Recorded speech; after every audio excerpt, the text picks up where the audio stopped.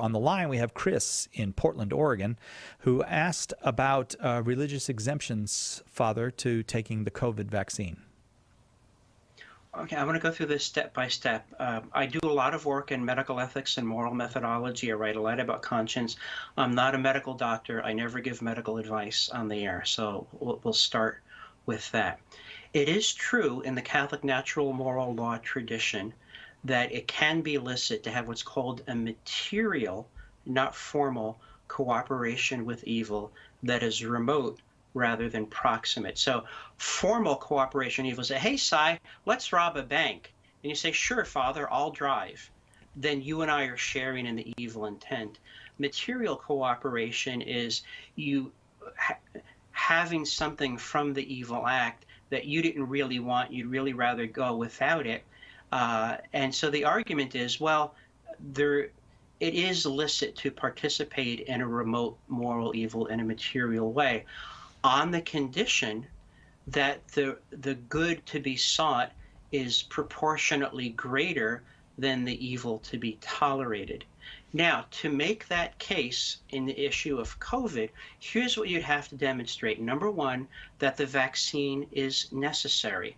By necessary, we mean, COVID's a real thing. People really do die. That is very sad. However, to show that you would have to cooperate in these morally tainted vaccines, you'd have to show that it is a threat that empirically is difficult to demonstrate because of all the false positives, the careless way of testing, and the fundamentally dishonest way of recording death. I mean, there were people who fell off motorcycles, got shot, got hit by lightning, and they were counted as COVID deaths. So the original data sets are so corrupt, or corrupted, better said, that I think it would be empirically impossible to show that it was necessary. You'd also have to show that it's necessary in another way, which is to say there's no other way of fixing it. And there's a really good case that there are other non-ejectable means of either treating COVID or preventing COVID. Then you'd have to talk about efficacy. Again, those numbers are really, really sketchy, and there's no longitudinal studies. And you'd also have to talk about safety. This is really important too. Remember, these are only emergency use authorizations only. And then the FDA voted just the other day, 17-0, to start giving the injections to kids as young as 5. And one of the people who voted yes said, well, it is certainly true that we won't know the long-term effects on children until after we give it to them, but that's just the way it is. So just in terms of empirically, can you demonstrate that is as deadly as they say?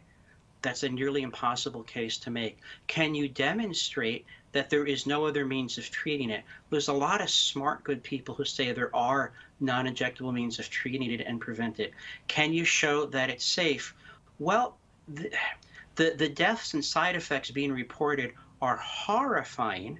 When the swine flu vaccine came out, it was pulled after a mere fraction of the deaths and complications that are being underreported now with COVID, and we don't have the longitudinal studies. And is it efficacious?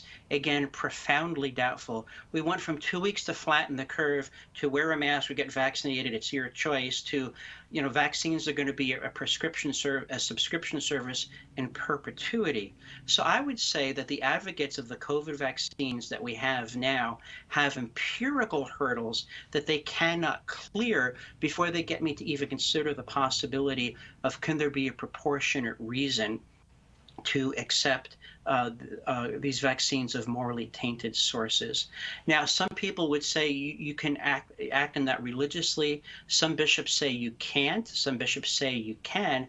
I said, let's apply Occam's razor and take the easiest case. Unless and until the advocates of these particular vaccines can meet these empirical demands that I think they really can't meet, then as a matter of conscience, I can say, no, thank you. I'm going to look for alternatives.